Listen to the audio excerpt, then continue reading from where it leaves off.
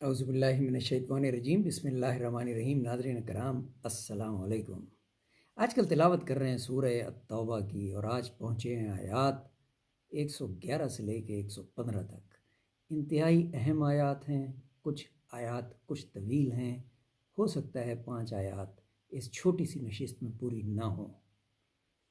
ان اللہ اشتری من المؤمنین انفسہم، اللہ نے خرید لی مسلمانوں سے ان کی جان اور ان کا مال، اس قیمت پر کہ ان کے لیے جنت ہے، لڑتے ہیں اللہ کی راہ میں، پھر مارتے ہیں اور مرتے ہیں، تو وعدہ ہو چکا کہ اس کے ذمے پر سچا تورات اور انجیل اور قرآن میں، اور کون ہے سچا قول کا اللہ سے زیادہ، تو خوشیاں کرو اس معاملے پر جو تم نے کیا ہے اس سے، اور یہی ہے بڑی کامیابی، وذالک هو الفوز العظیم۔ اب ذرا غور کیجئے اس آیت پہ، تھوڑا سا وقت دیجئے مجھے۔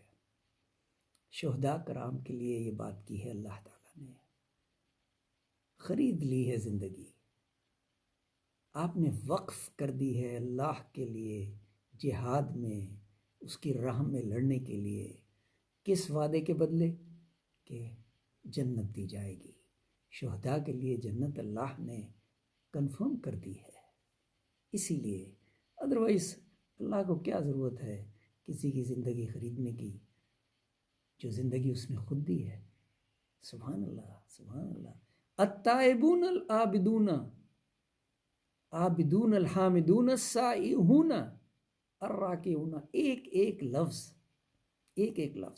وہ توبہ کرنے والے ہیں، بندگی کرنے والے ہیں، شکر کرنے والے ہیں، بے تعلق رہنے والے ہیں، رکوع کرنے والے ہیں، راکعون ساجدون سجدہ کرنے والے ہیں، حکم کرنے والے ہیں، الامرون بالمعروف نیک بات کا اور منع کرنے والے ہیں، والناہون عن المنکر والحافظون اور حفاظت کرنے والے ہیں ان حدود کی جو باندھی ہیں اللہ نے، اور خوشخبری سنا دے ایمان والوں کو۔